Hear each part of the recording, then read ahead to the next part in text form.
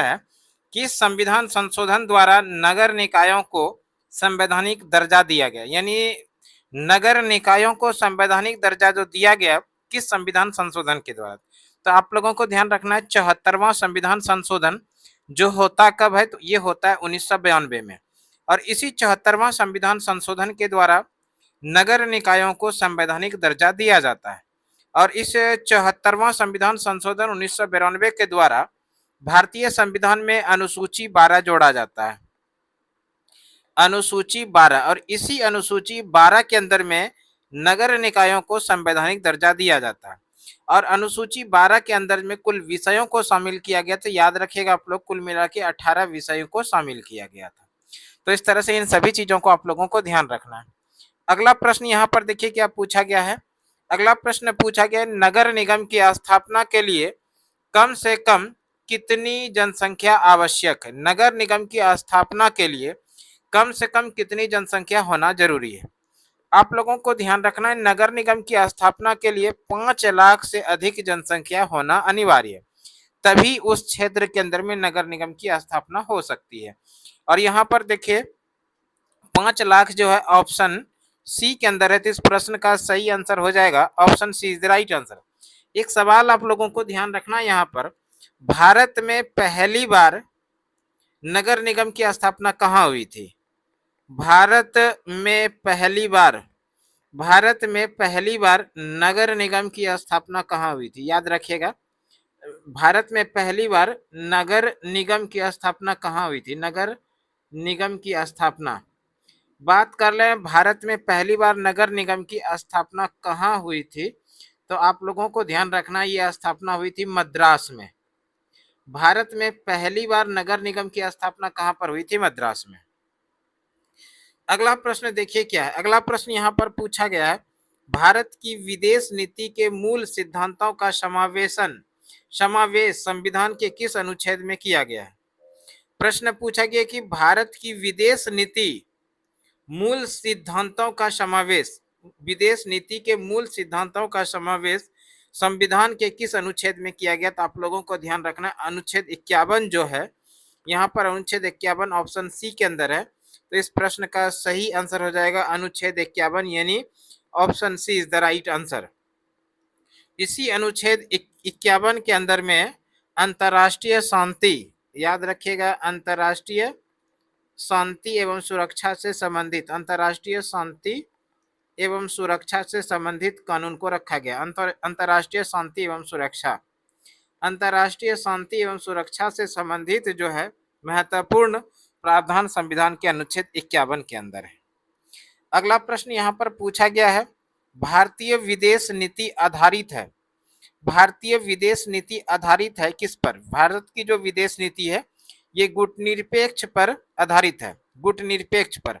और यहाँ पर देखिए गुटनिरपेक्ष जो है ऑप्शन सी में है, तो इस प्रश्न का सही आंसर हो जाएगा option C is the right answer. अगला प्रश्न पूछा गया है, 1971 के भारत पाक युद्ध में किस नए देश का जन्म हुआ। 1971 में भारत और पाकिस्तान का युद्ध हुआ था, और इस भारत पाकिस्तान के युद्ध में 1971 में एक नए राष्ट्र का उदय हुआ, और ये राष्ट्र है बांग्लादेश। ये कौन सा राष्ट्र है, तो बांग्लादेश। और यहाँ पर देखिए बांग्लादेश जो है ऑप्शन बी के अंदर है, तो प्रश्न का सही आंसर हो जाएगा option B is the right answer. थोड़ा अगर हम लोग यहाँ पर बात कर लेते हैं बांग्लादेश के बारे में, बांग्लादेश का उदय कब हुआ, तो बांग्लादेश का उदय जो हुआ ये हुआ 16 दिसंबर 1971 को। बांग्लादेश एक स्वतंत्र राष्ट्र के रूप में उभर कर आया कब, 16 दिसंबर 1971 को। और बांग्लादेश की राजधानी कहाँ है, तो याद रखना है आप लोगों को, बांग्लादेश की राजधानी है ढाका। और बांग्लादेश की करेंसी क्या है, तो यहाँ की करेंसी यानी यहाँ की मुद्रा है टाका। और एक सवाल याद रखना है, बांग्लादेश का जो राष्ट्रगान है वो क्या है, तो बांग्लादेश का जो राष्ट्रगान है वो है अमार सोनार बंगलो, अमार सोनार बंगलो, अमार सोनार बंगलो। और इस अमार सोनार बंगलो के लेखक कौन है, तो आप लोगों को याद रखना है रविंद्रनाथ टैगोर। रविंद्रनाथ टैगोर के द्वारा ही प्रसिद्ध गीत अमार सोनार बंगलो लिखा गया था, और जो कि बाद में बांग्लादेश का राष्ट्रगान बना। बांग्लादेश स्वतंत्र कब होता है, 16 दिसंबर 1971 को। बांग्लादेश की राजधानी कहाँ है? तो बांग्लादेश की राजधानी है ढाका। बांग्लादेश की करेंसी क्या है? तो बांग्लादेश की करेंसी है टाका। बांग्लादेश का राष्ट्रगान क्या है? तो बांग्लादेश का राष्ट्रगान है अमार सोनार बंगलो। और बांग्लादेश का जो राष्ट्रगान है अमार सोनार बंगलो, इसके लेखक कौन है? तो इसके लेखक है रविंद्रनाथ टैगोर। ठीक है, अगला प्रश्न हम लोग देखते हैं। अगला प्रश्न यहाँ पर पूछा गया है। अगला प्रश्न इस तरह से है कि संयुक्त राष्ट्र संघ की स्थापना कब हुई? संयुक्त राष्ट्र संघ की स्थापना, संयुक्त राष्ट्र संघ की स्थापना हुई थी 24 अक्टूबर 1945 को। 24 अक्टूबर 1945 को संयुक्त राष्ट्र संघ की स्थापना हुई थी। और यहाँ पर 1945 जो देखिए ऑप्शन सी में है, तो प्रश्न का सही आंसर हो जाएगा option C is the right answer. संयुक्त राष्ट्र संघ का मुख्यालय कहाँ पर? हेडक्वार्टर की बात करें तो संयुक्त राष्ट्र संघ का मुख्यालय है न्यूयॉर्क में। और ये न्यूयॉर्क अमेरिका का एक बड़ा शहर है न्यूयॉर्क, यहीं पर संयुक्त राष्ट्र संघ का मुख्यालय है। अगला प्रश्न पूछा गया है यहाँ पर, संयुक्त राष्ट्र महासभा का मुख्यालय कहाँ स्थित है? संयुक्त राष्ट्र महासभा का जो मुख्यालय है ये न्यूयॉर्क में, न्यूयॉर्क देखिए ऑप्शन ए के अंदर है। तो इस प्रश्न का सही आंसर हो जाएगा option A is the right answer. संयुक्त राष्ट्र महासभा का मुख्यालय न्यूयॉर्क में है, जो ऑप्शन ए के अंदर है, तो प्रश्न का सही आंसर हो जाएगा option A is the right answer. अगला प्रश्न है, निम्न में से किस राज्य का सृजन 2000 में नहीं हुआ? 2000 ईस्वी में कुल मिला के 3 राज्यों का सृजन हुआ था, जिसमें उत्तराखंड है, झारखंड है और छत्तीसगढ़ है। उत्तराखंड जो है, उत्तराखंड, झारखंड और छत्तीसगढ़, इन तीनों राज्यों का उदय हुआ है 2000 में। जबकि तेलंगाना राज्य जो भारत का 29वां राज्य बना था, ये 2014 में बना था। तो यहाँ पर प्रश्न पूछा गया किस राज्य का सृजन 2000 ईस्वी में नहीं हुआ था? तेलंगाना का सृजन 2000 ईस्वी में नहीं हुआ था। और तेलंगाना देखिए ऑप्शन डी के अंदर है, तो प्रश्न का सही आंसर हो जाएगा option D is right answer. इस झारखंड राज्य का जो गठन हुआ था, ये हुआ था 15 नवंबर 2000 ईस्वी को। 15 नवंबर 2000 ईस्वी को बिहार से एक अलग राज्य बनाया गया जिसका नाम है झारखंड, जिसकी राजधानी है रांची में। अगला प्रश्न पूछा गया, भारत में संविधान संशोधन की प्रक्रिया किस देश से ली गई है? भारत में संविधान संशोधन की प्रक्रिया लिया गया दक्षिण अफ्रीका के संविधान से। और यहाँ पर देखिए दक्षिण अफ्रीका जो है वो ऑप्शन बी के अंदर है, तो इस प्रश्न का सही आंसर हो जाएगा option B is the right answer. संविधान संशोधन का जो प्रक्रिया है किस अनुच्छेद के अंदर की जाती है? अनुच्छेद 368 के अंदर संविधान में संशोधन किया जाता है। अनुच्छेद 368 के अंदर संविधान में संशोधन किया जाता है। एक सवाल और याद रखेगा, संविधान संशोधन की जो प्रक्रिया है संविधान के किस भाग में है? तो भाग 20 के अंदर है। इसको याद रखिएगा, भाग 20 के अंदर में संविधान संशोधन की प्रक्रिया है। और संविधान में संशोधन करने के लिए किस अनुच्छेद का प्रयोग किया जाता है? तो वह अनुच्छेद 368। अगला प्रश्न पूछा गया, वर्तमान में भारत में कुल कितने उच्च न्यायालय हैं? वर्तमान में भारत में कुल उच्च न्यायालय जो है वो 25 उच्च न्यायालय है।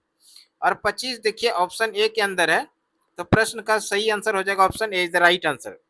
सबसे नवीनतम उच्च न्यायालय कौन सा है? नवीनतम उच्च न्यायालय की बात करें तो नवीनतम उच्च न्यायालय जो है वो है अमरावती उच्च न्यायालय। अमरावती उच्च न्यायालय, तो इसको याद रखना है आप लोगों को। अमरावती उच्च न्यायालय जो है वो सबसे नवीनतम उच्च न्यायालय है। एक सवाल और याद रखिएगा, पटना उच्च न्यायालय की स्थापना कब हुई? पटना उच्च न्यायालय, पटना उच्च न्यायालय की स्थापना हुई है 1916 में। इस सवाल को जरूर याद रखिएगा। अगला प्रश्न पूछा गया है यहाँ पर, साप्टा की स्थापना कब हुई थी? साप्टा की स्थापना हुई थी 2006 में। और यहाँ पर देखिए 2006 जो है वो ऑप्शन बी के अंदर है, तो इस प्रश्न का सही आंसर हो जाएगा option B is the right answer. अगला प्रश्न यहाँ पर जो पूछा गया है, भारत किस तरह का गणतंत्र है? भारत किस तरह का गणतंत्र, ये प्रश्न पूछा जा रहा है। तो भारत जो है एक प्रकार का धर्मनिरपेक्ष भी है, समाजवादी भी है, संप्रभु भी है। तो इस सवाल का सही जवाब जो होगा वो हो जाएगा इनमें से सभी, जो कि ऑप्शन डी के अंदर है। तो प्रश्न का सही आंसर हो जाएगा option D is the right answer. देखिए अगला प्रश्न क्या है, अगला प्रश्न पूछा गया है, अंतर्राष्ट्रीय श्रम संगठन एक विशिष्ट अभिकरण है। अंतर्राष्ट्रीय श्रम संगठन जो है एक विशिष्ट अभिकरण है। ये अभिकरण है संयुक्त राष्ट्र संघ का, यानी संयुक्त राष्ट्र संघ का ही एक अंग के रूप में काम करता है अंतर्राष्ट्रीय श्रम संगठन। आगे हम लोग बात करें अंतर्राष्ट्रीय श्रम संगठन जिसकी स्थापना कब होती है। अंतर्राष्ट्रीय श्रम संगठन की स्थापना होती है 1 मई 1948 को। अंतर्राष्ट्रीय श्रम संगठन की स्थापना कब होती है? 1 मई 1948 को। और अंतर्राष्ट्रीय श्रम संगठन का मुख्यालय कहाँ पर है? तो आप लोगों को याद रखना, अंतर्राष्ट्रीय श्रम संगठन का मुख्यालय है जेनेवा में। ठीक है। अगला प्रश्न देखिए क्या, अगला प्रश्न 57 नंबर प्रश्न में है, अंतर्राष्ट्रीय परमाणु ऊर्जा अभिकरण की स्थापना कब हुई? अंतर्राष्ट्रीय परमाणु ऊर्जा अभिकरण की जो स्थापना हुई थी, ये स्थापना हुई थी 1957 में। और यहाँ पर 1957 ऑप्शन बी के अंदर है, तो प्रश्न का सही आंसर हो जाएगा option B, the right answer. अगला प्रश्न है, जनहित याचिका कहाँ दायर की जाती है? जनहित याचिका जो दायर की जाती है उच्च न्यायालय में भी दायर की जा सकती है और सर्वोच्च न्यायालय में भी। ये आप देख लीजिएगा इस सवाल का सही जवाब क्या करते हैं। अगला प्रश्न देखिए, अगला प्रश्न पूछा गया है, सूचना का अधिकार कानून किस प्रकार का कानून है? सूचना का अधिकार जो कानून है ये एक प्रकार का मौलिक अधिकार, सूचना का अधिकार कानून एक प्रकार का मौलिक अधिकार है। और यहाँ पर देखिए मौलिक अधिकार जो है वो है ऑप्शन बी के अंदर। तो इस प्रश्न का जो सही आंसर होगा वो हो जाएगा option B, the right answer. एक सवाल और याद रखना है, सूचना का अधिकार भारत में किस वर्ष लागू हुआ? सूचना का अधिकार भारत में जो लागू हुआ वो 2005 में लागू हुआ है। अगला प्रश्न पूछा गया यहाँ पर, अगला प्रश्न 60 नंबर सवाल में, यूनेस्को का मुख्यालय कहाँ पर? यूनेस्को का मुख्यालय पूछा गया, यूनेस्को का मुख्यालय कहाँ पर है? यूनेस्को का मुख्यालय पेरिस में। और यहाँ पर देखिए पेरिस जो है वो ऑप्शन सी के अंदर है, तो इस प्रश्न का सही आंसर हो जाएगा ऑप्शन सी, यानी यूनेस्को का जो मुख्यालय वो कहाँ पर है? तो पेरिस में है। अगला प्रश्न है, वर्तमान में संयुक्त राष्ट्र संघ के कितने सदस्य देश हैं? वर्तमान में संयुक्त राष्ट्र संघ के सदस्य देश 193 है। वर्तमान में संयुक्त राष्ट्र संघ के कितने सदस्य देश हैं? 193 सदस्य देश है। सबसे नवीनतम सदस्य यानी 193 नंबर का जो सदस्य देश है वो है दक्षिणी सूडान। वो कौन सा देश है? वो है दक्षिणी सूडान, आप लोग याद रखिएगा। भारत संयुक्त राष्ट्र संघ का सदस्य कब बना है? तो 1945 में ही भारत संयुक्त राष्ट्र संघ का सदस्य बना है। अगला प्रश्न पूछा गया यहाँ पर, संयुक्त राष्ट्र संघ के महासचिव का कार्यकाल क्या है? संयुक्त राष्ट्र संघ के महासचिव का कार्यकाल जो है वो है 5 वर्ष का। और यहाँ पर 5 वर्ष देखिए ऑप्शन सी के अंदर है, तो प्रश्न का सही आंसर हो जाएगा option C, is the right answer. एक सवाल और याद रखना है आप लोगों को, संयुक्त राष्ट्र संघ के वर्तमान महासचिव कौन है? अगर बात कर लें संयुक्त राष्ट्र संघ के वर्तमान महासचिव, संयुक्त राष्ट्र संघ के वर्तमान महासचिव है एंटोनियो गुटेरस।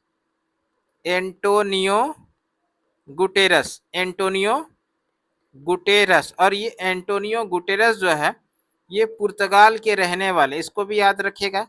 एंटोनियो गुटेरस वर्तमान समय में संयुक्त राष्ट्र संघ के महासचिव हैं और किस देश के हैं? तो पुर्तगाल के रहने वाले हैं। अगला प्रश्न देखिए क्या, अगला प्रश्न है, संयुक्त राष्ट्र संघ का सबसे नया सदस्य देश कौन सा है? संयुक्त राष्ट्र संघ का सबसे नया सदस्य देश जो है तो वो है दक्षिणी सूडान। और दक्षिणी सूडान यहाँ पर ऑप्शन बी के अंदर है, तो इस प्रश्न का सही आंसर हो जाएगा option B, the right answer. अगला प्रश्न है, संयुक्त राष्ट्र संघ की स्थापना का मुख्य उद्देश्य क्या है?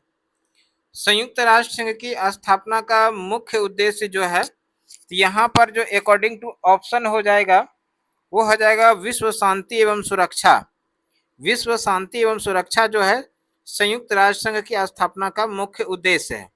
और यहाँ पर विश्व शांति एवं सुरक्षा ऑप्शन सी के अंदर है, तो प्रश्न का सही आंसर हो जाएगा option C, is the right answer. और कुछ सवाल याद रखना, यहाँ पर संयुक्त राष्ट्र संघ के प्रथम महासचिव कौन थे? अगर बात कर लें संयुक्त राष्ट्र संघ के प्रथम महासचिव कौन थे, तो ध्यान रखना है संयुक्त राष्ट्र संघ के प्रथम महासचिव थे ट्रिगवेली। ट्रिगवेली, और ये ट्रिगवेली जो है नॉर्वे के रहने वाले थे। ट्रिगवेली किस देश के थे? नॉर्वे के। इसी में एक और प्रश्न आएगा, प्रथम एशियाई महासचिव। प्रथम एशियाई महासचिव, एशियाई महासचिव, एशियाई महासचिव के बारे में बात करें तो संयुक्त राष्ट्र संघ के प्रथम एशियाई महासचिव जो थे वो थे यू थांट। यू थांट, और ये यू थांट म्यांमार के रहने वाले थे। म्यांमार के रहने वाले थे यू थांट। और वर्तमान समय में संयुक्त राष्ट्र संघ के जो मुख्यालय हैं, संयुक्त राष्ट्र संघ के जो महासचिव हैं वो है एंटोनियो गुटेरस। याद रखिएगा वो कौन है? एंटोनियो गुटेरस, जो पुर्तगाल के रहने वाले हैं। वो वर्तमान समय में संयुक्त राष्ट्र संघ के महासचिव हैं। देखिए अगला प्रश्न क्या है। अगला प्रश्न यहाँ पर पूछा गया है, सुरक्षा परिषद के अस्थायी सदस्य का कार्यकाल क्या है? सुरक्षा परिषद के जो अस्थायी सदस्य, पहले समझिए सुरक्षा परिषद के कुल कितने मेंबर हैं? सुरक्षा परिषद के कुल 10 मेंबर हैं, 15। कुल मेंबर की बात करें सुरक्षा परिषद में कुल कितने मेंबर हैं? 15। और इस 15 में से 5 जो है 5 अस्थायी सदस्य देश है। 5 अस्थायी सदस्य देश, 5 अस्थायी सदस्य देश। अब हम लोग बात कर लेते हैं 5 अस्थायी सदस्य जो है वो कौन कौन है। तो आप लोगों को याद रखना है 5 अस्थायी सदस्य में भारत नहीं, अमेरिका है। सबसे पहले आप लोग याद रखिए अमेरिका, रूस है, चीन है, रूस है, चीन है, अमेरिका, रूस, चीन, फ्रांस है और ब्रिटेन है। और कौन सा देश है? ब्रिटेन है। तो इस तरह से ये जो 5 देश है, अमेरिका, रूस, चीन, फ्रांस और ब्रिटेन, ये संयुक्त राष्ट्र संघ के सुरक्षा परिषद के 5 अस्थायी सदस्य हैं। और इसके बाद जो है अस्थायी सदस्य की बात करें तो अस्थायी सदस्य की संख्या कितना है? अस्थायी सदस्य देश की संख्या 10 है। और कुल मिला के कितना हो गया? तो 15, 5 अस्थायी और 10 अस्थायी, तो 10 और 5 15 हो गया। और ये जो अस्थायी सदस्य हैं इनका कार्यकाल होता है 2 वर्षों का। इनका कार्यकाल कितने वर्षों का होता है? 2 वर्षों का। और यही तो प्रश्न पूछा गया था, संयुक्त सुरक्षा परिषद के अस्थायी सदस्यों का कार्यकाल क्या है? तो आप लोगों को ध्यान रखना है, यहाँ पर सुरक्षा परिषद के अस्थायी सदस्यों का कार्यकाल है 2 वर्षों का। और यहाँ पर 2 वर्ष देखिए ऑप्शन बी के अंदर है, तो प्रश्न का सही आंसर हो जाएगा option B is the right answer. अगला प्रश्न यहाँ पर देखिए क्या पूछा गया है। अगला प्रश्न पूछा गया है, गुट निरपेक्ष देशों का समूह एक संगठन है। गुट निरपेक्ष देशों का समूह एक संगठन है। ये किसका संगठन है? तो ये संगठन है तृतीय विश्व के देशों का, तृतीय विश्व के देशों का संगठन है, जो कि ऑप्शन सी के अंदर है। तो प्रश्न का सही आंसर हो जाएगा option C is the right answer. अगला प्रश्न यहाँ पर पूछा गया, गुट निरपेक्ष आंदोलन की प्रासंगिकता निहित है। गुट निरपेक्ष आंदोलन की प्रासंगिकता जो निहित है ये किसके अंदर निहित है? तो आप लोगों को ध्यान रखना है सदस्य राज्यों के सामाजिक व आर्थिक विकास में, जो कि ऑप्शन सी के अंदर है। तो इस प्रश्न का सही आंसर हो जाएगा option C is the right answer. अगला प्रश्न देखिए क्या है। अगला प्रश्न यहाँ पर पूछा गया है कि निम्न में से कौन सा सदस्य देश सार्क का अंतिम सदस्य हो गया, अंतिम सदस्य बनाया गया है। यानी सार्क में कुल सदस्य की बात करें तो सार्क में कुल 8 सदस्य देश हैं। कितने सदस्य देश हैं? 8 सदस्य देश हैं। और सार्क के सदस्य देशों को नाम को याद रखने के लिए एक शॉर्ट ट्रिक आप लोगों को बता रहे हैं। शॉर्ट ट्रिक है पीएनबी से बीमा कराओ, पीएनबी से बीमा कराओ, बीमा कराओ, पीएनबी से बीमा कराओ। इस तरह से इस शॉर्ट ट्रिक के माध्यम से संयुक्त राष्ट्र संघ के जितने भी सदस्य देश हैं उन सभी सदस्य देश का नाम याद रख सकते हैं। पी से हो जाएगा आपका यहाँ पर पाकिस्तान, एन से हो जाएगा आपका नेपाल, एन से क्या हो जाएगा? नेपाल। बी से यहाँ पर हो जाएगा आपके लिए भूटान, बी से क्या होगा? भूटान। एस ई से हो जाएगा श्रीलंका, एस ई से क्या हो जाएगा? श्रीलंका। और इस बी से यहाँ पर जो एक बार बी फिर से आया इससे हो जाएगा बांग्लादेश। क्या हो जाएगा? बांग्लादेश। और ये जो आई है इससे आपका हो जाएगा इंडिया, और एम जो है इससे हो जाएगा मालदीव, मालदीव, और ए जो है इससे हो जाएगा आपका अफगानिस्तान। ठीक है, तो इस तरह से संयुक्त राष्ट्र संघ के कुल 8 सदस्य देश, 8 कौन कौन है? पाकिस्तान, पहले इस तरह से याद रखिएगा। ट्रिक क्या है आप लोगों को याद रखने के लिए? पीएनबी से बीमा कराओ, पीएनबी से बीमा कराओ। पी फोर हो जाएगा आपका पाकिस्तान, एन फोर हो जाएगा नेपाल, बी फोर हो जाएगा भूटान, एस ई फोर हो जाएगा श्रीलंका, और इस बी से हो जाएगा आपका बांग्लादेश, आई से हो जाएगा इंडिया, एम से हो जाएगा मालदीव, और ए से हो जाएगा अफगानिस्तान। तो इस तरह से सार्क के कुल 8 सदस्य देश हैं, और सबसे अंतिम में जो शामिल हुआ है वो अफगानिस्तान शामिल हुआ है। और अफगानिस्तान किस वर्ष शामिल हुआ है? तो आप लोगों को ध्यान रखना है, अफगानिस्तान शामिल हुआ है 2007 में। अगला प्रश्न 69 नंबर सवाल पूछा गया यहाँ पर। इस तरह से सवाल है कि प्रथम गुट निरपेक्ष सम्मेलन कहाँ आयोजित हुआ था?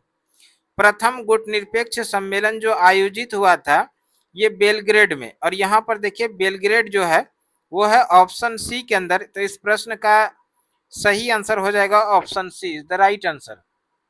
अगला प्रश्न यहाँ पर देखिए क्या है। अगला प्रश्न पूछा गया है कि दक्षेस के महासचिव का कार्यकाल क्या होता है? दक्षेस यानी दक्षेस जो है इसी को सार्क कहा जाता है, सार्क का ही दूसरा नाम है दक्षेस। दक्षेस के जो महासचिव हैं इनका कार्यकाल होता है 3 वर्षों का। दक्षेस के महासचिव का कार्यकाल कितने वर्षों का होता है? 3 वर्ष का, इसको याद रखना है। अगला प्रश्न है भारत में राजनीतिक सत्ता का प्रमुख स्रोत क्या है? भारत में राजनीतिक सत्ता का प्रमुख स्रोत जो है वो है जनता, और यहाँ पर जनता देखिए ऑप्शन ए के अंदर है, तो प्रश्न का सही आंसर हो जाएगा option A is the right answer.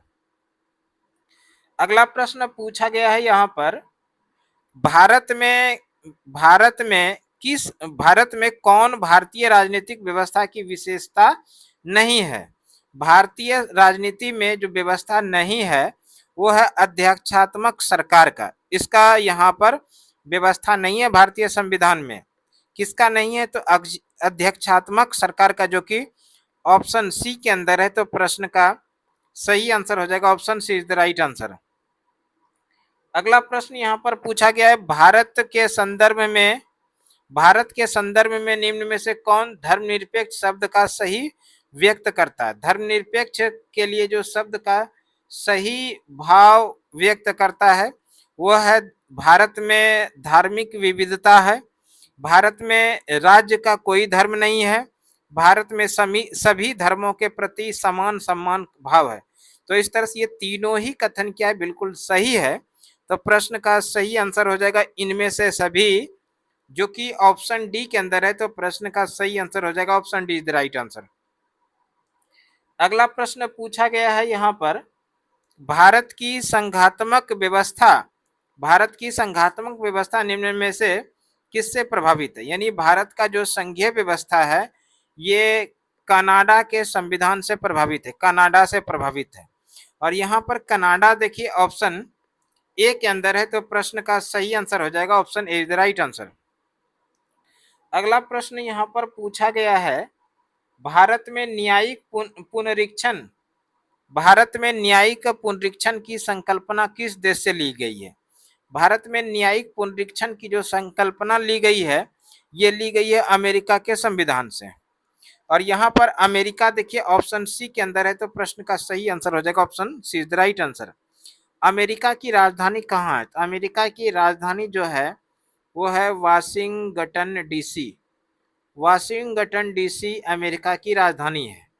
America में कुल कितने राज्य हैं? कुल राज्य की बात करें तो वहां राज्य नहीं बल्कि प्रांत है, प्रांतों की संख्या 50 है। ठीक है, अगला प्रश्न देखिए क्या है। अगला प्रश्न पूछा गया है पंचायती राज निम्न में से किस सूची में शामिल है? पंचायती राज जो है ये राज्य सूची का विषय है। पंचायती राज किस सूची का विषय है? तो राज्य सूची का विषय है। और राज्य सूची यहाँ पर देखिए ऑप्शन सी के अंदर है। तो प्रश्न का सही आंसर हो जाएगा option C is the right answer.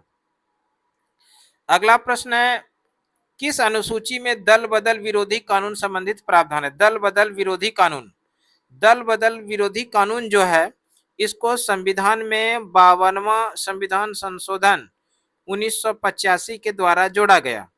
52वां संविधान संशोधन 1985 के द्वारा अनुसूची 10 जोड़ा गया और इस अनुसूची 10 के अंदर दल बदल कानून को रखा गया। यहाँ पर प्रश्न क्या पूछा था? दल बदल विरोधी कानून संबंधित प्रावधान है किसके अंदर? 10वीं अनुसूची में। और 10वीं अनुसूची देखिए यहाँ पर ऑप्शन डी के अंदर है, तो प्रश्न का सही आंसर हो जाएगा option D is the right answer. अगला प्रश्न है, निम्नलिखित में से कौन सा विषय समवर्ती सूची में शामिल है? समवर्ती सूची में जो शामिल विषय है वो है शिक्षा। यहाँ पर शिक्षा देखिए ऑप्शन बी के अंदर है, तो प्रश्न का सही आंसर हो जाएगा option B is the right answer. समवर्ती सूची का विषय क्या है? समवर्ती सूची का विषय है यहाँ पर शिक्षा, और शिक्षा ऑप्शन बी में है, तो प्रश्न का सही आंसर होगा option B is the right answer. अगला प्रश्न पूछा गया है, किस अनुच्छेद के तहत अखिल भारतीय सेवाओं का प्रावधान किया गया है? अखिल भारतीय सेवाओं का प्रावधान संविधान का अनुच्छेद 312 के अंदर किया गया है, और अनुच्छेद 312 यहाँ पर ऑप्शन सी के अंदर है, तो इस प्रश्न का सही आंसर हो जाएगा option C is the right answer. अगला प्रश्न है, मौलिक अधिकार है। मौलिक अधिकार जो है वो किस प्रकार का अधिकार है? मौलिक अधिकार यहाँ पर वाद योग्य अधिकार है, और यहाँ पर वाद योग्य देखिए ऑप्शन ए के अंदर है, तो प्रश्न का सही आंसर हो जाएगा option A is the right answer. दोस्तों आप लोग भी बीच बीच में सवाल का जवाब देते चलिए, जिससे कि आपको और भी आपकी तैयारी मजबूत हो सकती है, और आप कितना सही कर पाते हैं स्कोर वो भी कमेंट में बता सकते हैं। ठीक है, तो हम लोग अगले प्रश्न पर चलते हैं। अगला प्रश्न देखिए क्या पूछा गया। अगला प्रश्न जो पूछा गया है, निम्न में से किस प्रधानमंत्री का कार्यकाल सबसे छोटा रहा है? कौन से ऐसे प्रधानमंत्री हैं जिनका कार्यकाल सबसे छोटा रहा? तो ये प्रधानमंत्री हैं गुलजारी लाल नंदा। गुलजारी लाल नंदा यहाँ पर ऑप्शन डी के अंदर है, तो इस प्रश्न का सही आंसर हो जाएगा option D is the right answer. अगला प्रश्न यहाँ पर पूछा गया है, निम्न में से कौन प्रधानमंत्री रिजर्व बैंक ऑफ इंडिया के गवर्नर रह चुके हैं? यानी भारत के वैसे प्रधानमंत्री का नाम बताना है जो पूर्व में रिजर्व बैंक ऑफ इंडिया के भी गवर्नर रह चुके हैं, तो उस प्रधानमंत्री का नाम है मनमोहन सिंह, जो कि ऑप्शन सी के अंदर है, तो प्रश्न का सही आंसर हो जाएगा option C is the right answer. अगला प्रश्न देखिए क्या है। अगला प्रश्न पूछा गया है कि नोटा को विकल्प के रूप में सबसे पहले कब अपनाया गया? नोटा, ये नोटा संबंधित किससे है? तो ध्यान रखिएगा ये चुनाव से संबंधित है। ईवीएम का सबसे जो ईवीएम जो मशीन है जिसके अंदर की हम लोग वोट डालते हैं, ईवीएम यानी इलेक्ट्रॉनिक वोटिंग मशीन के अंदर सबसे नीचे जो है एक उम्मीदवार के रूप में रहता है नोटा।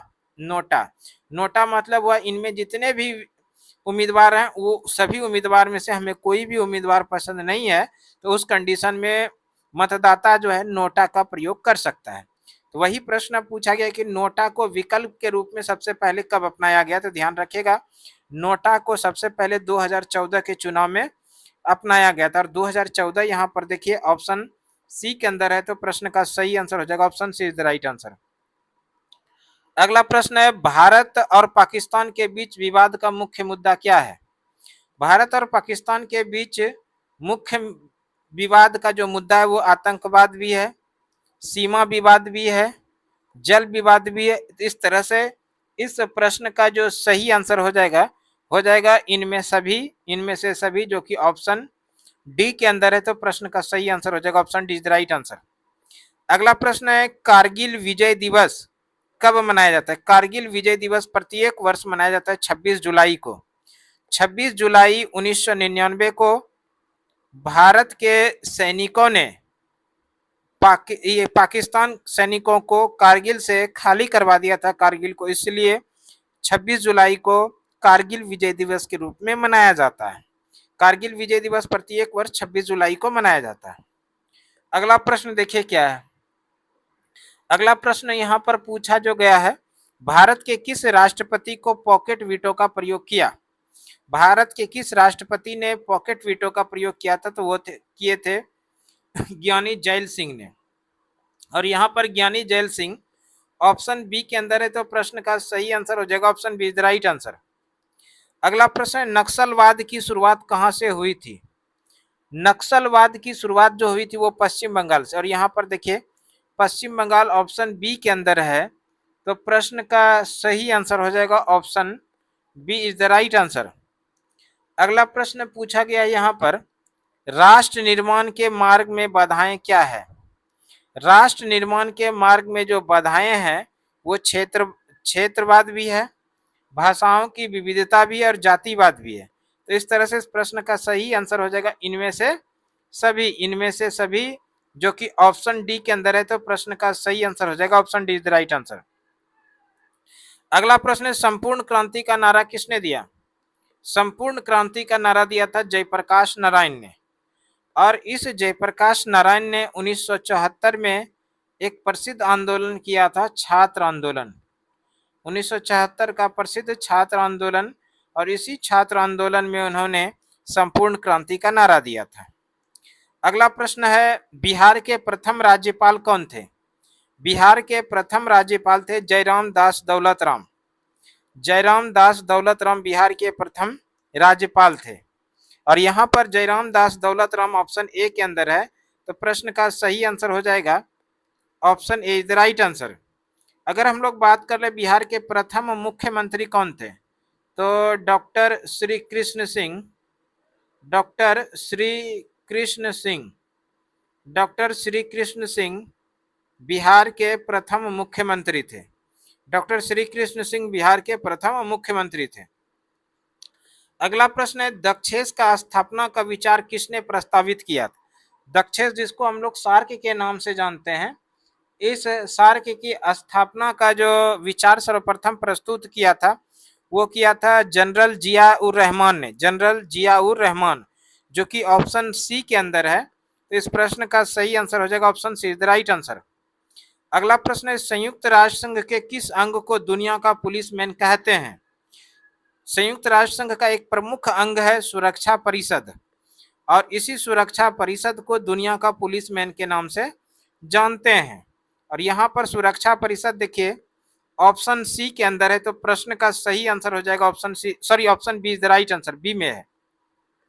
संयुक्त राष्ट्र संघ के कुल अंग की बात करें तो कुल मिला के 6 अंग है, और इस 6 अंग में से एक अंग को केवल छोड़ दीजिए, अंतर्राष्ट्रीय न्यायालय, इसको छोड़ने के बाद कितना अंग बचा? 5। और इस 5 अंग का हेडक्वार्टर जो है वो कहाँ पर है, यानी मुख्यालय कहाँ पर है? तो न्यूयॉर्क में है।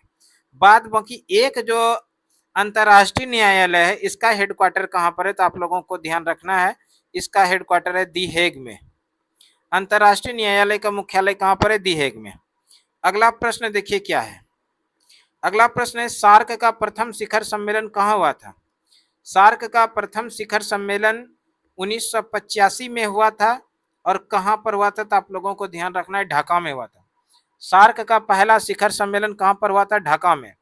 और यहाँ पर ढाका देखिए ऑप्शन सी के अंदर है। तो प्रश्न का सही आंसर हो जाएगा option C is the right answer. अगला प्रश्न, निम्न में से कौन सा देश दक्षेस का सदस्य नहीं है? दक्षेस का जो सदस्य देश नहीं है वो म्यांमार दक्षेस का सदस्य देश नहीं है, और म्यांमार यहाँ पर ऑप्शन डी के अंदर है। तो प्रश्न का सही आंसर हो जाएगा option D is the right answer. अगला प्रश्न है, निम्न में से कौन गुटनिरपेक्ष आंदोलन के उद्देश्य में शामिल नहीं है? निम्न में से कौन गुटनिरपेक्ष आंदोलन के उद्देश्य में शामिल नहीं है? तो गुटनिरपेक्ष आंदोलन के उद्देश्य में जो शामिल नहीं है वो है साम्राज्यवाद और उपनिवेशवाद का समर्थन, जो कि ऑप्शन डी के अंदर है। तो प्रश्न का सही आंसर हो जाएगा option D is the right answer. अगला प्रश्न है, सच्ची गुटनिरपेक्ष की विदेश नीति का समर्थन किसने किया? सच्ची गुटनिरपेक्ष की विदेश नीति का जो समर्थन किया था वो किया था यहाँ पर मोरारजी देसाई ने, और मोरारजी देसाई यहाँ पर ऑप्शन सी के अंदर है। तो प्रश्न का सही आंसर हो जाएगा option C is the right answer. और एक सवाल याद रखिएगा मोरारजी देसाई से, भारत के प्रथम गैर कांग्रेसी प्रधानमंत्री, भारत के प्रथम गैर कांग्रेसी प्रधानमंत्री, भारत के प्रथम गैर कांग्रेसी प्रधानमंत्री, और भारत के प्रथम गैर कांग्रेसी प्रधानमंत्री मोरारजी देसाई कब बने थे प्रधानमंत्री? 1977 में।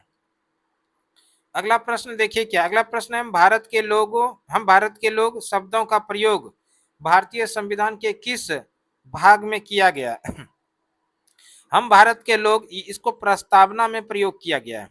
और यहाँ पर प्रस्तावना देखिए ऑप्शन डी के अंदर है, तो प्रश्न का सही आंसर हो जाएगा option D is right answer. अगला प्रश्न है, संविधान की 11वीं अनुसूची में कितने विषय शामिल हैं? संविधान का 11वीं अनुसूची है संबंधित किससे? तो आप लोगों को ध्यान रखना है पंचायती राज से। किससे संबंधित है? पंचायती राज से। और पंचायती राज के अंदर अनुसूची 11 के अंदर कुल 29 विषयों को शामिल किया गया है। और यहाँ पर 29 देखिए ऑप्शन सी के अंदर है, तो प्रश्न का सही आंसर हो जाएगा option C is the right answer. अगला प्रश्न है, निम्नलिखित में से कौन सा शब्द प्रस्तावना में 42वें संविधान संशोधन द्वारा जोड़ा गया? प्रस्तावना में केवल और केवल एक बार संशोधन हुआ है, और कब? तो 42वां संविधान संशोधन 1976 में। और 42वें संविधान संशोधन 1976 के द्वारा जो शब्द जोड़े गए हैं प्रस्तावना में, वो जोड़ा गया समाजवाद। और समाजवाद यहाँ पर देखिए ऑप्शन ए के अंदर है, तो प्रश्न का सही आंसर हो जाएगा option A is the right answer. समाजवाद और पंथ निरपेक्ष भी जोड़ा गया, पंथ निरपेक्ष, समाजवाद और पंथ निरपेक्ष इसको जोड़ा गया 42वां संविधान संशोधन 1976 के द्वारा। अगला प्रश्न है, संविधान को पवित्र दस्तावेज किसने कहा? संविधान को जो पवित्र दस्तावेज कहा था वो भीमराव अंबेडकर ने कहा था। और यहाँ पर भीमराव अंबेडकर देखिए ऑप्शन ए के अंदर है, तो प्रश्न का सही आंसर हो जाएगा option A the right answer. Bhimrao Ambedkar को संविधान का जनक, संविधान का जनक या संविधान के पिता के नाम से भी जानते हैं। संविधान का जनक या संविधान का पिता के नाम से किसको जानते हैं? भीमराव अंबेडकर। और भीमराव अंबेडकर स्वतंत्र भारत के प्रथम कानून मंत्री भी थे। तो इन सभी चीजों को आप लोगों को ध्यान रखना। तो इस तरह से आज हम लोगों ने इस वीडियो के अंदर क्लास 12 का जो पॉलिटिकल साइंस था, जो कि प्रीवियस ईयर क्वेश्चन था, पिछले कई वर्षों के एग्जाम में ये प्रश्न पूछा गया, तो उसको हम लोग पूरे डिटेल एक्सप्लेनेशन के माध्यम से यहाँ पर देखें। हमें उम्मीद है ये वीडियो आप लोगों के लिए निश्चित रूप से उपयोगी साबित होगा। Thank you so much.